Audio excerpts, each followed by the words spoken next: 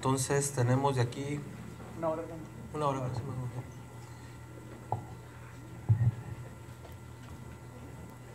Bueno, vamos a continuar.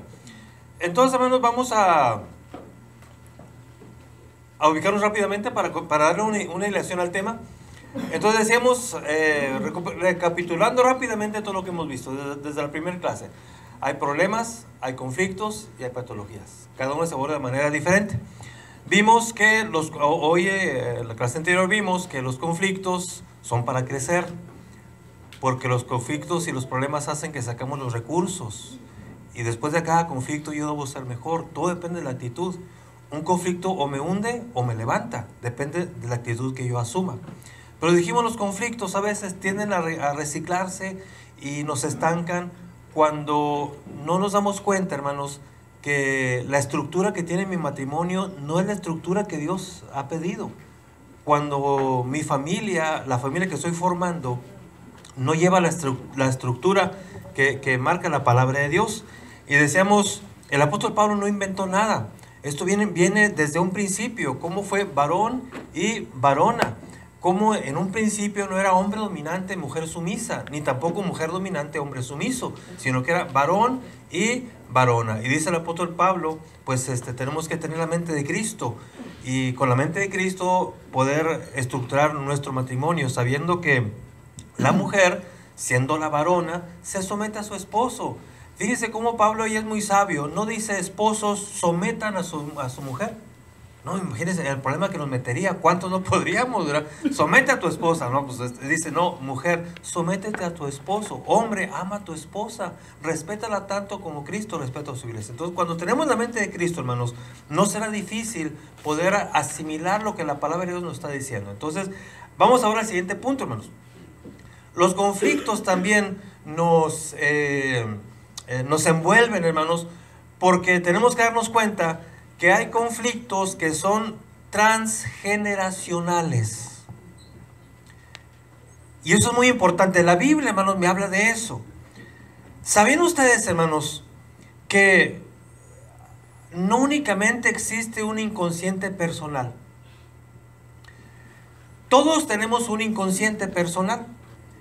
La mente, hermanos, trabaja en tal manera que todo lo que he vivido, todo lo que usted ha vivido, está grabado en su mente, hermanos. De la mente nada se borra. Está comprobado, hermanos, antes se creía que la mente empezaba a grabar en el momento del nacimiento. Por eso cuando el bebé nacía, todavía cuando el bebé nace, una vez que se ha expulsado del vientre de la mamá, hay que hacer lo que llore. Porque al llorar, jala aire, y al jalar aire se evacúan, ¿verdad?, todos los líquidos que él trae de sus vías respiratorias, todo se sale. Y entonces al respirar comienzan los pulmoncitos a trabajar y el cerebro comienza a oxigenarse. Tiene que ser así, porque un bebé cuando no jala aire, entonces empieza a asfixiar. Y es algo muy perjudicial cuando el bebé no llora cuando nace, porque no jala aire, los pulmones no trabajan y entonces el cerebro no recibe oxígeno. Y así, hermanos, muchísimas neuronas comienzan a morir cuando nace el bebé cianótico. Cianótico significa que nace moradito, significa que no respiró a tiempo, algo está pasando, hay una complicación. Por lo tanto, muchas neuronas comienzan a morir y eso es muy peligroso. Entonces tiene que respirar, tiene que jalar aire. Se creía muy antiguamente que cuando el bebé nacía y jalaba aire, el cerebro comenzaba a oxigenarse, aunque ya se oxigenaba a través de la sangre, pero ya a través de los pulmones, y se creía que ya empezaba a grabar. Se ha comprobado que no, hermanos. El bebito, no sabemos cómo, es algo maravilloso.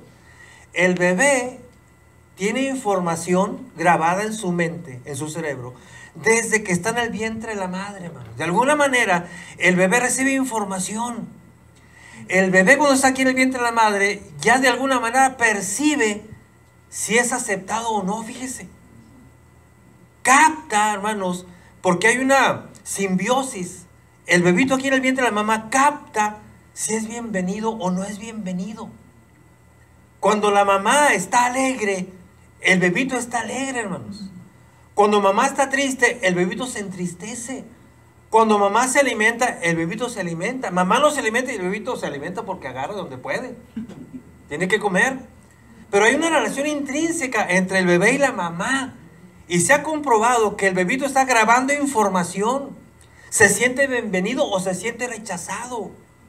¿Sabe usted que si usted está embarazada, hermana, y embarazado usted discute con su esposo, porque ¿por qué no te cuidaste? Y ya ves, y tú tienes la culpa y no lo programamos. El bebito, de alguna manera, hermanos, está llegando la información y se siente rechazado. Y que ella nace con esas emociones en su mente de que no es bienvenido, que no se siente pues bienvenido a este mundo. Entonces, ¿para qué me invitaron? Y el bebito, o sea, el bebito no lo dice, pero después va a pensar, bueno, entonces, ¿para qué me trajeron si no soy bienvenido? Imagínense que usted fue invitado a esta reunión y de pronto al llegar aquí nadie le hace caso, ni el que lo invitó. Y se hace la dinámica y usted no lo toman en cuenta, hasta lo mandan a un rincón y todos allá gozándose en las dinámicas y usted acá porque lo están marginando. Pues ¿cómo se sentiría? Yo creo que no aguantaría, se iba antes de que se acabara este evento, si usted se iba a ir, porque dice, no estoy bienvenido, me rechazan, me voy. El bebito no se siente bienvenido o se siente bienvenido y nace alegre. Haga la prueba si usted está embarazada, haga la prueba, hermano. Cuando usted llega a su casa y su esposa está embarazada, hable al bebito. Y su esposa va a notar que aquí hay movimiento. Y más cuando ya van avanzando los meses. El bebé como que, no sé cómo, pero capta la voz, hermanos. Y se alborota cuando escucha la voz de... Él no sabe que es papá, pero escucha una voz que para él es familiar y se siente bienvenido. Entonces está comprobado que está grabando desde acá una cosa. Todo lo que se graba no se borra jamás. La mente, hermanos, es el disco duro más impresionante que usted se puede imaginar. Todo está quedando grabado, absolutamente todo. Si yo le preguntara en este momento, hermanos, a ver, ¿se acuerdan exactamente qué palabras dijo el hermano ayer cuando dio la bienvenida? Muchos diríamos, no, pues ¿cómo me voy a acordar? O sea, exactamente qué palabras dijo, no nos acordaríamos la mayoría. Pero ¿sabe qué, hermano? Quedó grabado aquí en la mente. Ahí está grabado. Y de alguna manera todo, hermano, está siendo archivado en mi mente. A todo ese archivo imagínense, hermanos, a mis 60 años el archivo que tengo, hermanos. Todo lo que está grabado y no lo recuerdo. Pero está grabado y está guardado en una parte de la mente que se llama inconsciente. Ahí está todo grabado, todo grabado. Nada se borró.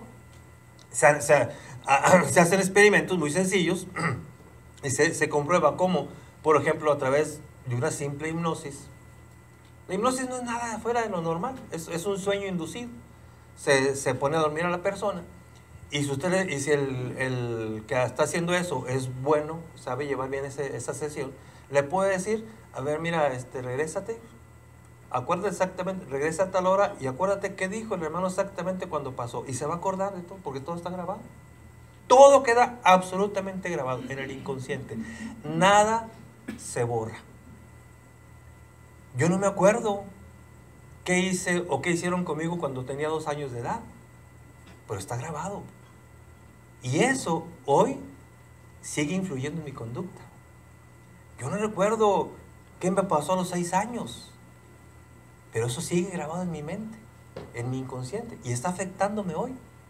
Está comprobado, hermanos, que en una conducta el 90% es inconsciente, el 10% es consciente. Por ejemplo, en este momento yo estoy aquí parado. El 90% de lo que yo hago, de mis gesticulaciones, de mis movimientos, son inconscientes, yo no me doy cuenta. El 10% es consciente. ¿Alguien de ustedes ha tenido la experiencia de grabarse? Los que predican, ¿cuál fue la sensación la primera vez que te viste grabado? Que viste un video de tu predicación. Dice, no, caray, yo me impacté conmigo mismo. Es decir, no, de veras, se mira uno muy curioso y dice, no puede ser, o sea, hay una serie de movimientos, mímicas, gesticulaciones que yo no me doy cuenta que estoy haciendo, porque es inconsciente.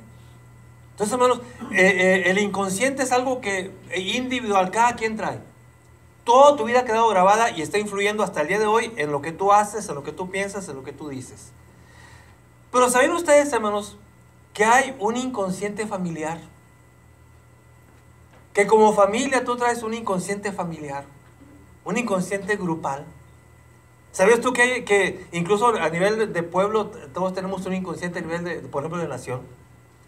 Los mexicanos compartimos un inconsciente. Y los mexicanos tenemos ciertas características que son de nosotros los mexicanos. Impuntuales, así somos. Es parte de nuestro inconsciente. Los mexicanos desde la Malinche, desde que nos subyugaron, nos conquistaron los españoles, como que viene un extranjero y lo vemos acá arriba. Y nomás porque hizo algo y es extranjero, como que, eso sí vale mucho porque es extranjero. Y como que lo que se produce aquí en México, no, pues quién sabe cómo será, ¿verdad? Como que le damos más importancia a lo extranjero. Eso es un inconsciente de nosotros los mexicanos. Entonces, hay un inconsciente que es familiar. Los conflictos son a veces transgeneracionales.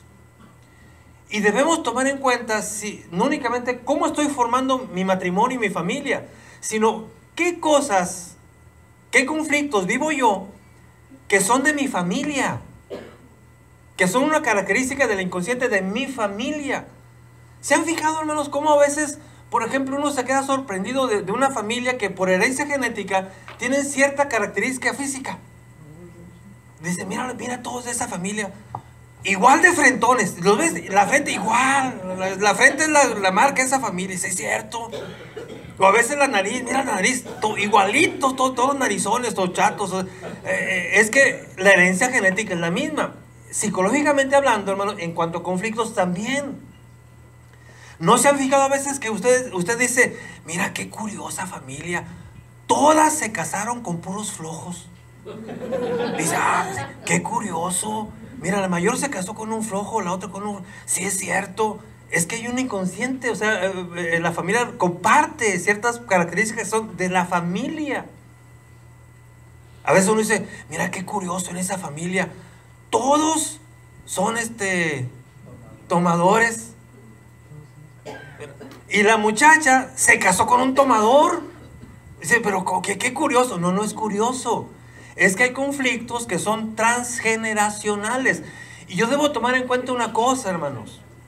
¿En qué cadena de esa transgeneración estoy? Miren, los cronogramas son mucho más complejos. Estoy haciendo aquí representaciones muy sencillas. Imagínense, el abuelo, el hijo y el nieto. 3 generaciones. Por ejemplo, si el abuelo fue alcohólico,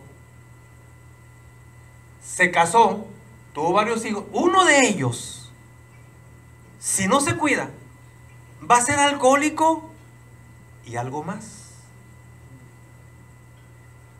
El nieto va a estar para el psiquiatra, ¿no? Psicológicamente hablando, está comprobado. Un conflicto que yo no sé controlar porque viene de mis papás. Otra cosa, eso no me justifica tampoco. Yo no voy a decir, entonces yo soy así porque mi abuelito. No, es que yo debo asumir la responsabilidad. No es para justificarnos, hermanos, es para que abramos los ojos. ¿En qué parte de esta generación estoy yo en cuanto a un conflicto? ¿Y cuál es mi responsabilidad de romper esa cadena, que es como una cadena de maldición? Y yo debo saber, bueno, yo voy a formar mi familia conforme a la mente de Cristo, soy cristiano. Y debo saber qué cosas debo romper de mi familia en cuanto a la herencia emocional que estoy recibiendo. Le decía, si un abuelo fue alcohólico y los hijos no hicieron algo para evitarlo, van a ser alcohólicos y hasta golpeadores. Y el nieto, olvídese, va a ser una persona nefasta que va a estar para el psiquiatra. Está comprobado que, por ejemplo, si el abuelo fue mujeriego y era, pero rabo verde así de plano, entre los hijos eso se va a repetir. Y si no se cuidan, si no hacen algo, uno de ellos va a ser mujeriego y algo más. Y si esa generación no hace algo, la siguiente, los nietos, créalo, hasta homosexuales va a haber. Porque los conflictos son a veces transgeneracionales. Pasan de una generación a otra. Los conflictos se comparten en una generación. Los conflictos se transmiten y los conflictos se complican si no hacemos algo. Entonces la importancia de decir, bueno, en los conflictos que estamos teniendo tú y yo como esposos, tenemos que ver si no son solamente de nosotros. Tenemos que reflexionar, bueno, ¿cómo eran nuestros abuelos? ¿Cómo era mi papá? ¿Cómo eran mis tíos? ¿Y cómo somos nosotros? Y detectar hasta qué punto, hermanos, puede ser que estemos sufriendo conflictos que son transgeneracionales. Hermanos, los hijos de padres alcohólicos tienen que hacer algo, romper eso. Tenemos la mente de Cristo y no repetir conflictos que ellos tuvieron. Pero si no hacen algo, los hijos de padres alcohólicos tienden a ser alcohólicos. Y si no se hace algo, los nietos van a hacer algo más que eso. Los hijos de padres adúlteros tienden a ser adúlteros. Pero tenemos la mente de Cristo.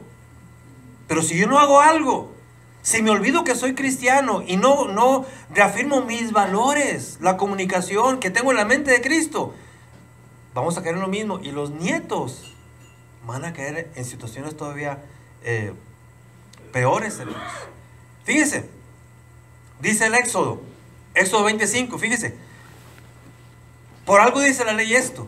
Dice, Éxodo 25, habla de la idolatría. Dice, no te inclinarás a ellos, ni las honrarás, porque yo soy Jehová tu Dios fuerte y celoso, que visito la maldad de los padres sobre los hijos, ¿hasta qué? Hasta la tercera y cuarta generación de los que me aborrecen. A veces yo no entendía por qué dice el Señor, yo soy fuerte y celoso. Cuídate de no andar tras dioses ajenos. Y cuídate de no andar ahí adorando dioses ajenos a la usanza de los paganos. En aquel tiempo, hermanos, los cultos a los dioses ajenos eran horribles. Si los miráramos, hermanos, muchos de nosotros en la actualidad no soportaríamos de ver las escenas espantosas. Eran, como decían los romanos, bacanales. Los cultos a los dioses paganos eran espantosos. Era un culto a una estatua. ¿Y saben qué había? 3 cosas. Mucha comida, mucha bebida, comían hasta hartarse por esos ídolos, bebían hasta donde podían. Los romanos tenían los famosos bacanales, letrinas públicas donde el romano, para poder seguir comiendo y tomando, iban y se provocaban el vómito, iban, ay, órale, para seguir tomando. El culto idolátrico pagano consistía mucha comida, mucha bebida y desenfreno sexual. Era espantoso. ¿Sabe qué observó Moisés cuando baja del monte para ver a su pueblo? Que le dice Dios, oye, baja a ver a tu pueblo, mira, ya se pervirtieron. El pueblo judío había hecho un becerro de oro, ¿se acuerdan? Dice la palabra que se levantaron a regocijarse. Ese término, se levantaron a regocijarse, es muy profundo, hermanos. No significa que se levantaron esa mañana a adorar a ese becerro de oro y a regocijarse. ¿Cómo está? Muy amable, una dinámica. No, igual. Se levantaron a comer, beber y orgía. Todos contra todos. Lo que caiga es bueno, o sea, una orgía. Por eso cuando Moisés los ve, ¿qué hizo? Rompió las tablas, vio algo obsceno, rompe las tablas y se va contra ellos. Lea el pasaje. Moisés está encolerizado. Dice que agarró el becerro de oro, a golpes lo molió, lo dio en agua y ahora se lo traga. No, vámonos, pues estaba enojadísimo porque lo que miró fue espantoso. Dice, no quiero que hagas eso. No andes con dioses ajenos. No te inclines, no hagas nada. Porque me molesta. Y me molesta hasta la tercera y cuarta generación. Uno se pregunta, ¿y qué culpa tienen los demás? Hermanos, ¿han visto, hermanos, lo que pasaba con aquellos que de alguna manera hacían algo indigno ante los ojos de Dios? ¿Se acuerdan qué pasó, hermanos, con Acán? Cuando uno lee esa historia, dice uno, oye, pero ¿por qué fueron tan severos con Acán? ¿Se acuerdan de Acán? Sí. ¿Qué hizo Acán? En la conquista de Jericó, Dios había dicho, no quiero que tomen nada del anatema, nada, porque esas cosas son paganas, están contaminadas, no quiero que agarres nada. Y acá en la conquista de Jericó, al entrar a la conquista, ve dos cosas que los ojos le brillaron. ¿Qué miró? Oro, un lingote de oro y un manto babilónico. Y entonces acá por la codicia los toma y los esconde, eran anatema. Él nunca debió haber hecho eso. Continuó la historia y el pueblo judío va fracaso tras fracaso. Dice, ¿pero por qué? Dice, es que hay pecado.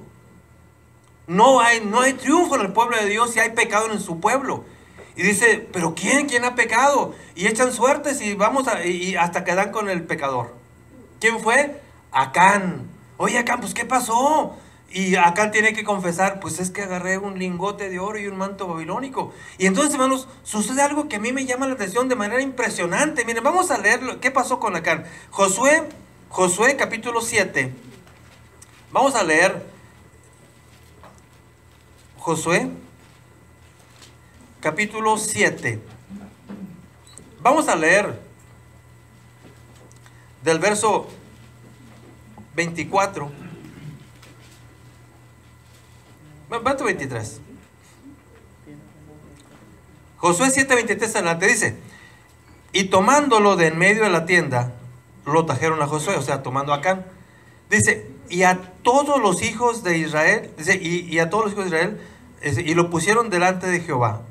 Entonces Josué y todo Israel con él tomaron a Acán, hijo de Zera, el dinero, el manto, el lingote de oro, sus hijos, sus hijas, sus bueyes, sus asnos, sus ovejas, su tienda y todo cuanto tenía, y lo llevaron al valle de Acor. Y le dijo Josué, ¿por qué nos has turbado? Túrbete Jehová en este día.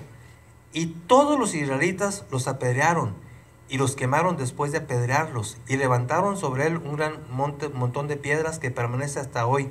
Y Jehová se volvió del ardor de su ira, y por eso aquel lugar se llama Valle de Acor hasta hoy. Impresionante, hermanos. Agarran a Acán. Ven para acá. ¿Por qué hiciste eso? Lo rodea todo el pueblo. Y dice aquí, agarraron a Acán, a sus hijos, sus niños, todo, hasta los burros y todo la llevaron. Los ponen en medio. ¿Y qué les hacen? A todos los apedrean hasta la muerte. ¿Y qué más dice ahí? Y los quemaron. Y yo me pregunto, ¿por qué a los niños? ¿Por qué? ¿Saben por qué? Por esto. Por esto.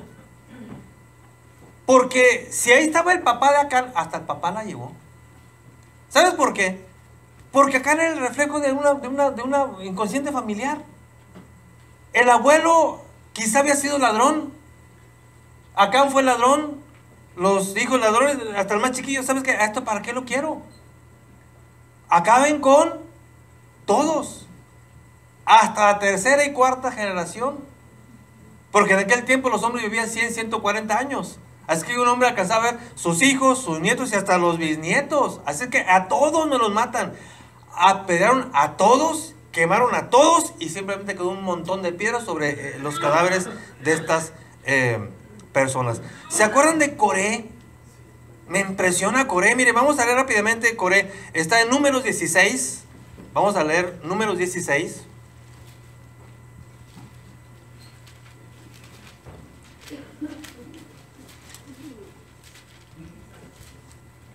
Números 16. Vamos a leer primero verso 1 y 2. Dice, y Coré, hijo de Izar, hijo de Coat, hijo de Leví, y Datán, y Abiram, hijos de Eliab, y On, hijo de Pelet, de los hijos de Rubén, tomaron gente. Es la rebelión de Coré. Encabezan un levantamiento. Dice, y se levantaron contra Moisés, verso 2, con 250 varones de los hijos de Israel, príncipes de la congregación, de los del consejo, varones de renombre. Coré alborotó al pueblo, tomó gente importante y 250 varones encabezados por Coré en su rebelión, se rebelaron contra Moisés. Y ya sabemos las consecuencias, ¿verdad? Dios pues rechaza a Coré. ¿Qué pasó con Coré? Mire, vamos a leerlo en el verso, ahí mismo, capítulo 16, pero vámonos ahora al verso 27.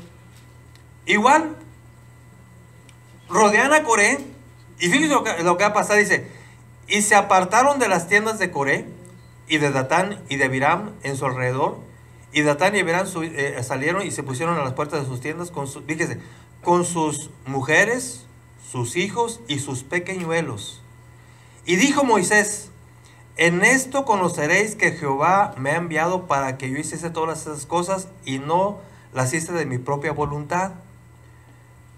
Si como mueren todos los hombres muriesen estos, o si ellos al ser visitados siguen la suerte de todos los hombres, Jehová no me envió.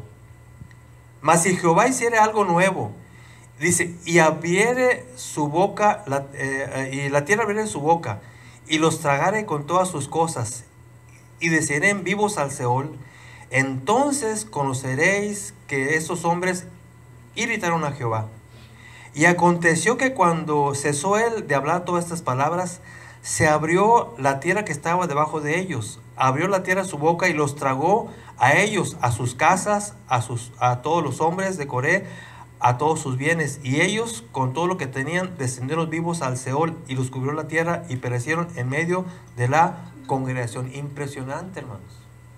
Coré, ven para acá. ¿Cómo se te ocurrió levantarte contra Moisés? Rodéenlos. Y Moisés dice, lo que le pase a estos hombres, ahora, que le pase a todos los que se rebelen contra Dios. Y si estos hombres se hicieron bien, que no pase nada. Pero si hicieron algo malo, que se abra la tierra y se los trague vivos. Ahí estaban Coré, su mujer, sus hijos, todos. Y dice la palabra de Dios que tan pronto Moisés acabó de decir esto. ¿Qué pasó, hermano? Impresionante. La tierra se abrió y se tragó vivos a Coré y a toda su familia. Pequeñitos había ahí. Yo me pregunto, ¿pero por qué? Por esto. Un hombre rebelde, un hombre irrespetuoso con Dios, genera hijos irrespetuosos. Los nietos, ¿para qué los quiero? Todos al Seol. Se los tragaron, la tierra los tragó vivos, vivos. Hermanos, y solamente basta otro ejemplo. Vamos con primer libro de Samuel.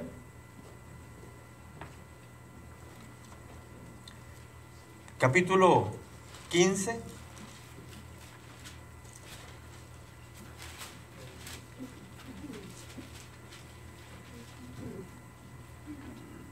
Cuando Dios le dice a Saúl, ve contra Amalec, y fíjate lo que vas a hacer. Dice, ve pues y hiere a Amalec. Primer libro de Samuel, capítulo 15, verso 3. No vemos toda la historia, ya la sabemos. Dice, Dios envía a Saúl contra Amalec. Dice, ve pues y hiere a Amalec y destruye todo lo que tiene. Dice, no te apiades de él. ¿Qué dice? Mata a quién? A hombres. ¿A quién? Mujeres. ¿A quién? Niños. ¿Y aún quién? Los de pecho. Vacas, ovejas, camellos, asnos, todo. Mata con todo. Fíjese cómo Dios es tajante. Vas a ir, Saúl, y quiero que acabes con esta gente que me estorba. Pero no vas a acabar nomás con los adultos. Quiero que mates hasta los de pecho. Y uno se dice, Señor, ¿pero por qué? Si el pecado fue de los abuelos, pues que los abuelos mátalos, pero ¿por qué a los niños? La respuesta es esta, hermanos. Las conductas son transmitidas. Los conflictos se pasan de una generación a otra. Por eso dijo Dios, hasta los de pecho quiero que elimines. Un abuelo alcohólico, irreverente, irrespetuoso, genera hijos con tendencias a eso.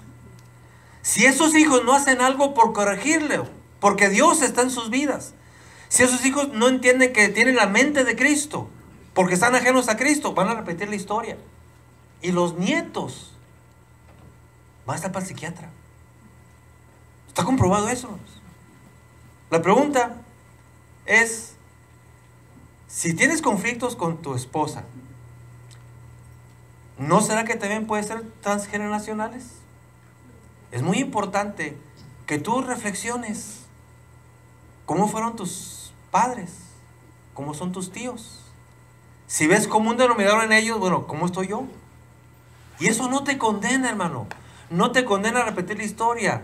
Lo que te estoy diciendo es que debemos ponernos en las manos del Señor, en las manos de Cristo. Tenemos la mente de Cristo y tenemos que prender el foco rojo. Yo no voy a repetir las cosas malas, negativas de mis padres, de mis tíos, ni de mis abuelos. Cristo viene a cambiar mi mente. Tengo la mente de Cristo. Y con la mente de Cristo voy a formar mi matrimonio como Cristo me lo está pidiendo en su palabra, como Dios me lo pide en su palabra. Hermanos, tenemos que hacer conciencia de esto. Entonces, si te preguntara, hermano, ¿hay en tu familia un inconsciente colectivo que te está indicando que tú tienes que trabajar ciertas cosas? Entonces, pongamos esto en las manos del Señor. Si queremos tener una actitud positiva ante los conflictos, tengo que abrir los ojos y decirle a mi Señor: Señor, este soy yo. Trabaja en mi corazón. Señor, esta es mi familia. Mira de dónde vengo. Ayúdame. Mira, estos son mis padres. Estos son mis tíos. Estas son las luchas internas que tengo que enfrentar. Y Señor, ayúdame a tener tu mente. Porque con la mente de Cristo todo es posible. Porque todo lo podemos en Cristo, que nos fortalece. Esto no es para justificarnos. Les voy a dar un ejemplo. ¿Se acuerdan, hermanos, de David?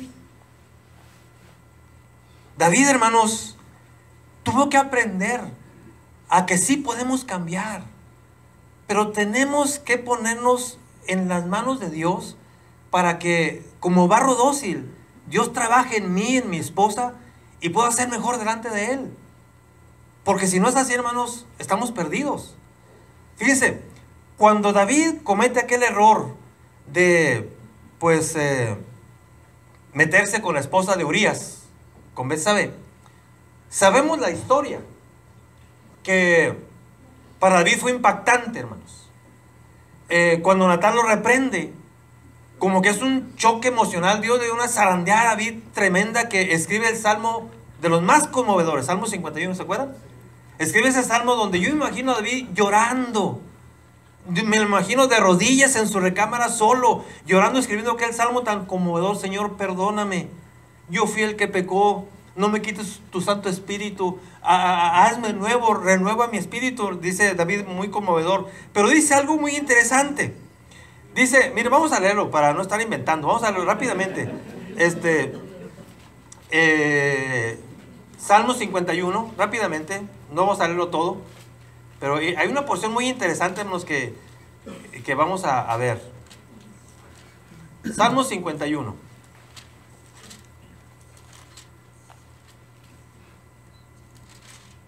Dice de la siguiente manera.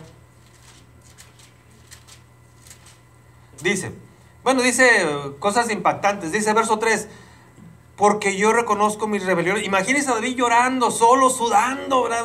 De la angustia que está experimentando. Dice, porque yo reconozco mis rebeliones y mi pecado está siempre delante de mí. Contra ti solo he pecado y he hecho lo malo delante de tus ojos, para que sea reconocido como justo en tu palabra y teniendo por puro en tu juicio. He aquí en maldad he sido formado, y en pecado me concibió mi madre. Digo, ¿qué tiene que ver eso? David está sufriendo mucho. Natán lo acaba de zarandear. Estás mal, David. ¿Qué no te das cuenta de lo que hiciste? Mataste a un hombre para quedarte con su esposa, y ahora tú tan campante. Llega y lo reprende, y David se sorprende al ver su pecado. Y dice, Señor, perdóname, discúlpame, no me quites tu Santo Espíritu. Dice, lo que pasa es que, ¿dónde está? Perdóname. Lo que pasa es que he aquí en maldad he sido formado, y en pecado me concibió mi madre. ¿Se fijan lo que está diciendo aquí? Hay dicen algunos, le llaman el oscuro origen de David. ¿Saben ustedes que hay un obscuro origen de David? Que no se menciona por nombre así claro su madre. Y dice aquí, está sufriendo y dice, es que mi mamá me concibió en pecado. Mi madre. Habla, hermanos, de un origen muy oscuro de David. Los que han tratado de interpretar esto, hermanos, indican que probablemente David fue concebido en una relación ilícita. En pecado me concibió mi madre. En el Salmo 69, es un salmo también muy conmovedor porque ahí en ese salmo David se está como desahogando, se siente muy triste y añade otros datos muy interesantes. Dice David en el Salmo 69, verso 4, fíjese lo que dice. En el verso 4, dice, la última parte, bueno, dice, se han aumentado más que los cabellos de mi cabeza, los que me aborrecen sin causa. Dice, se han hecho poderosos mis enemigos, los que me destruyen sin tener por qué. ¿He de pagar yo lo que no robé?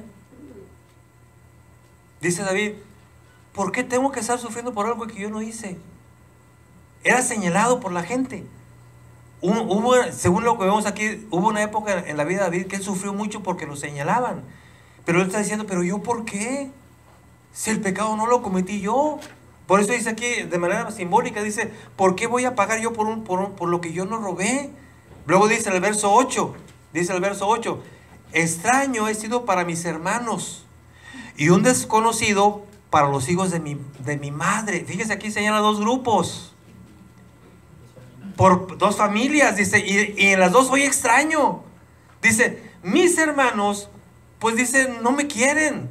Y los hijos de mi mamá tampoco. O sea, como dice, tengo dos familias, pero de las dos no se hace una porque los dos me están siempre rechazando. Verso 12, dice, hablan contra mí los que se estaban en la puerta y me saerían con sus canciones los bebedores. Dice, hasta los que estaban en la puerta, los jueces hasta me ponen de ejemplo porque hablan de mí. Y hay gente que hasta hace proverbios con lo que me ha pasado. David está sufriendo mucho. Según los historiadores, ¿qué pasó con David? Dice, en pecado me concibió mi madre. Lo más probable es que el papá de David, ¿quién fue? Isaí. Lo más probable es que Isaí concibió a David en una relación ilícita. Y David no era hijo de la misma mamá de los 7 hermanos. ¿Se acuerdan que David tenía 7 hermanos? Y él era el más pequeño. ¿Y se acuerdan cómo lo marginaban? Cuando llega el profeta a decir, bueno, ¿sabes qué? A ver, pásame a tus 2 hijos porque de aquí va a salir un rey. Pasan a todos, menos a quién. Y el profeta, Samuel tiene que insistir, oye, ya están todos. Pues sí, no falta alguno. Ah, falta uno. Oye, se te va a olvidar uno. O sea, es que estaba marginado, no lo querían. Ah, pues sí, ya cuando el profeta insiste, es que ahí anda uno y lo van a traer. Ese era. ¿Se acuerdan cuando el papá manda a David? Mira, ve por tus hermanos, hay guerra, ve a verlos, llévales un lonche y dime cómo están. Dice la Biblia que tan pronto David vaya al campo de batalla y encuentre a sus hermanos, ¿qué hicieron sus hermanos? Ándale, ya vienes aquí. Lo corrían. Se ve que no lo querían. Los hijos de su papá no lo querían, ni los hijos de mi mamá. Entonces, es evidente, hermanos, que aquí algo había en un oscuro pasado de David. Su origen era oscuro. Lo más probable es que era origen de una relación ilícita. Y él dice, en pecado me concibió mi mamá. Culpa a su mamá. Pero yo pregunto, a ver, ¿y por qué no al papá? ¿Saben por qué no al papá? Porque los judíos, punto anterior que vimos, era una cultura muy machista. Más machos que los machos mexicanos. En este caso, dice, ¿por qué David no dice, en pecado me engendró mi padre? No, los hombres no pecamos, hermanos. En la cultura machista, los hombres no nos equivocamos. Se equivocan las mujeres. ¿Saben qué decían los judíos? La mujer adultera, los hombres fornicamos. O sea, los hombres fornicamos porque cuando estamos solteros, pues pues pobrecitos de nosotros, o sea, las tentaciones, ustedes saben. Entonces el hombre fornica de soltero, pero pues fornica, hermano. La mujer es la que adultera, de casada. Los hombres no adulteramos, fornicamos. Por eso, ¿por qué creen que solamente llevaban a la mujer sorprendida de adulterio? Iban a apedrearla. ¿Dónde estaba el hombre? Ah, porque nomás la mujer. Aquí en este caso, ¿por qué David dice, en pecado me concibió mi mamá? ¿Por qué no dice, también mi papá? Ahí andaba de tingo lilingo y me embarazó mi mamá. O sea, y por culpa de mi papá estoy sufriendo esto. No, es por culpa de mi mamá. Ella fue la mala. ¿Sabe usted que los judíos, para explicar eso, los machos, sacan historias pero inverosímiles, hermanos, para justificar por qué dice, en pecado me concibió mi madre, para justificar al hombre? Y hay una historia, los maestros judíos lo inventaron, que dice, no, miren, lo que pasó es que si era hijo de su mamá, era hermano completo de los otros 7. Lo que pasa es que, pobrecito Isaí, lo que pasa es que él, pues estaba en un periodo donde él no quería a su esposa, la tenía así, que hasta ponen fechas, creo que 3 años, en la cual él no tenía, pues, intimidad con su esposa, porque la tenía castigada, estaba por golosa, la castigó. Entonces, 3 años sin estar con ella. Y entonces, como tenía ya cierto tiempo sin ella, entonces una esclava, la esclava se le declara a Isaí. Y se dice, pues sí, ¿verdad? Pues vamos a tener un hijo.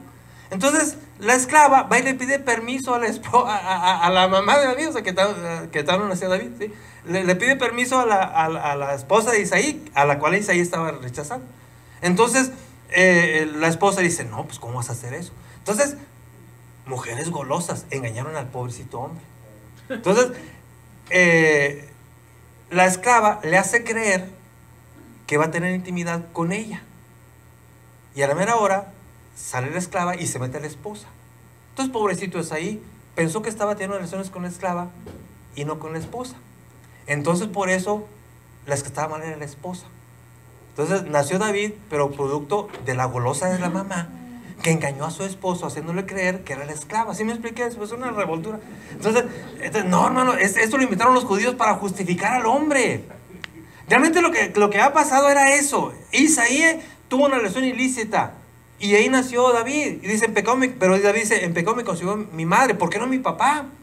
¿O por qué no dice, en pecado me concibieron mis padres? No dice, mi madre. Él tiene un concepto bajo de su mamá. Mi mamá fue la pecadora.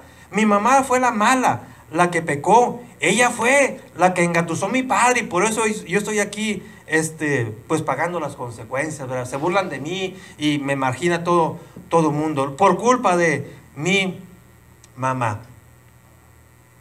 Generación Isaí, relación ilícita. Algunos van más allá. Dicen que probablemente ese tipo de patriarcas, ese tipo de hombres, tenían relaciones con prostitutas. Y que pues es muy duro eso, pero probablemente David fue hijo de una relación ilícita. De alguna vez que Isaí tuvo una relación por ahí con alguna prostituta y que se embaraza y después adoptan al hijo y la prostituta se va y el hijo se queda en casa, pero se queda totalmente marginado y pues con derecho nomás a comer y lo traía son los mandados como se ve con David. Hermanos, ¿qué pasó con David? David, ¿cuántos hijos tuvo? 19. ¿Con cuántas mujeres? Con 8. Con 8. ¿Sabe por qué? Porque dice, mi mamá, pues no vale. Me concibió en pecado. Él no dice, mi papá andaba mal, no, mi mamá. Pero él repite la historia de su papá. Y tiene 8 mujeres. Desde la primera Mical hasta la última, que supone fue esta Betsabé, tiene 8 mujeres. Con 8 mujeres tiene aproximadamente 19 hijos. Algunos dicen que tuvo 20. Sin embargo, se fijan ustedes, hermanos, de la conducta de David con sus esposas. Era un hombre que realmente no valoraba a las esposas, porque no valora a mamá. Transgeneracional. Hermanos, David nótese la actitud, o sea, tenemos que aprender de eso. David tan pronto ve a Abigail. ¿Se acuerdan quién fue Abigail? La esposa de Nabal. David nomás esperó a que Nabal muriera. Y tan pronto muere Nabal, ¿qué hace David? Sobre ella, oye, pues respeta su luto, su duelo. E inmediatamente se fue por ella. Y peor tantito, hermanos, peor tantito. ¿Se acuerdan qué pasó con Betsabé? David, hermanos, fue capaz de matar a su esposo, a Urías, para quedarse con Betsabé.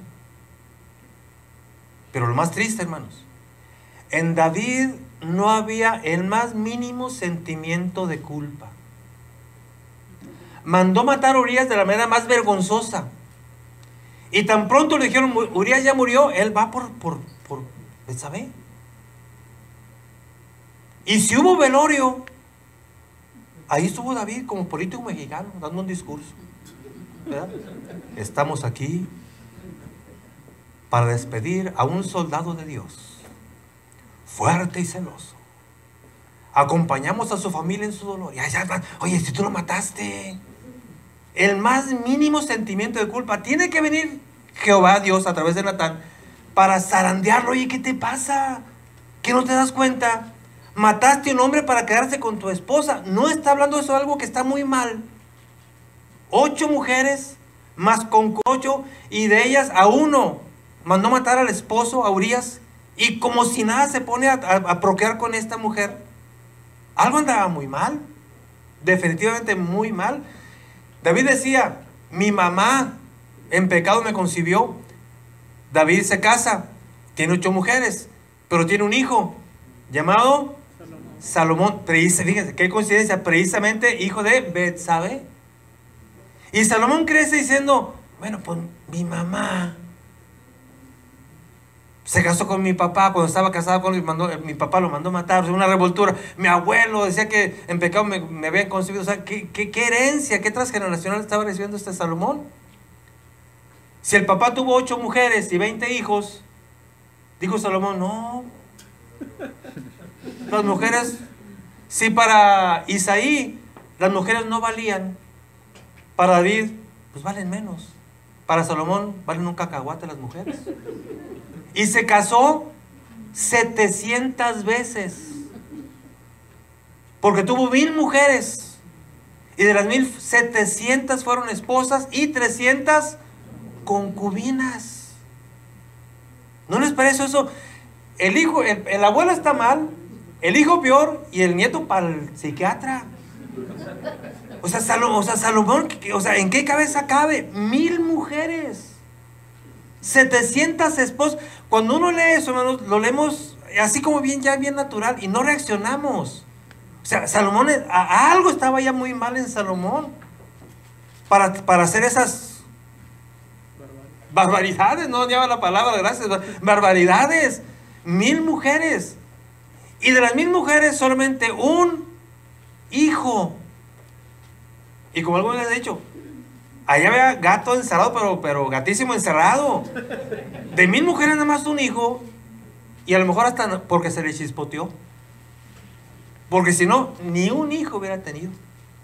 Lo que vemos aquí en Salomón es un rechazo ya tajante al matrimonio. Un rechazo tajante a la mujer. Un rechazo tajante a la familia. No quería nada Salomón. Simplemente se casó 700 veces para cubrir las apariencias, pero en el fondo la mujer no vale nada. Me merezco 700 y 300 más, porque no vale nada. No merezco ser papá, no me gusta ser papá, no me gusta la familia, y nomás tuvo uno porque a la fuerza se le chispoteó. Ahora imagínense el abuelo Isaí, bueno, ya me están Isaí, David, Salomón, y el que viene, Roboam. De él sabemos muy poco, hermanos. Pero los conflictos son a veces transgeneracionales.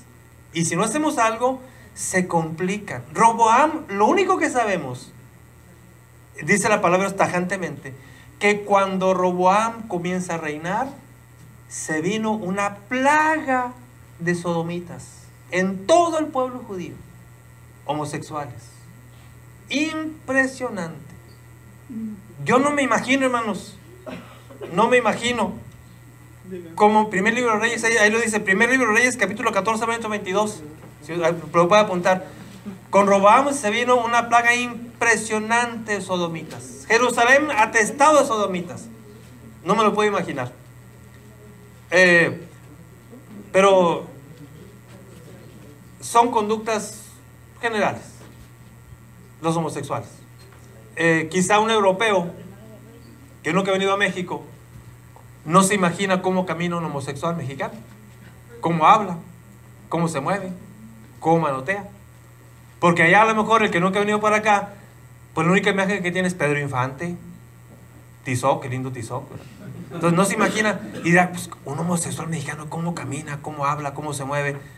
Así como uno puede pensar, oye, ¿y un chinito, un chinito homosexual, cómo se moverá? El día que lo vea, igualitos. Caminan igual, hablan igual, manotean igual, miran igual, o sea, todo es igualito. Entonces, imagínense Jerusalén atestado, hermanos, de homosexuales por las calles. Yo no me imaginaba un judío vestido de la usanza judía con su túnica, barbón, todo así. Igualitos, caminando como homosexuales, hablando como homosexuales, manoteando como homosexuales, haciendo bolita como homosexuales, diciendo no somos machos pero somos muchos, y allá haciendo su parván. Ese fue Roboam. La importancia, hermanos, de que atendamos, hermanos, en qué generación estoy. Y lo más importante, yo puedo parar. Yo necesito analizar cómo fueron mis padres, cómo fueron todos mis tíos, y con qué estoy batallando hoy yo con mi esposa. Y decir, yo soy hijo de Dios. Yo tengo la mente de Cristo. Yo voy a escuchar la voz de Dios. Yo voy a estructurar mi matrimonio, lo voy a estructurar como la dice la palabra de Dios. Varón y varona. Un hombre que respeta a su mujer y una mujer que sabe respetar a su esposo. Padres que respetan a sus hijos, hijos que pueden respetar a sus padres. Es una tarea, hermanos, para el resto de nuestra vida. Pero tenemos que atender ese llamado. Aprender a negociar. Como hijos de Dios que somos, aprender que tenemos que poner en práctica los valores espirituales que hemos aprendido, aprender a ceder, aprender a sujetarnos a la voluntad de Dios.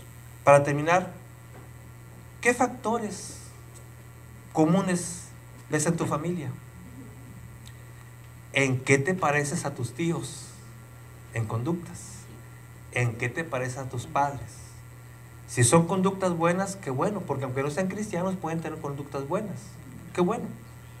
Pero si son conductas que no son sanas, detecta en qué te pareces y toma la firme decisión. Yo no voy a repetir la misma historia.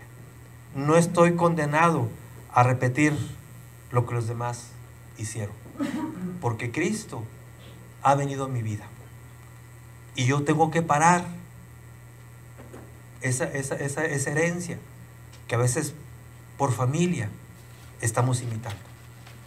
Así es que, hermanos, vamos a seguir con el tema. Gracias por su atención y voy a dejar el lugar para nuestro hermano.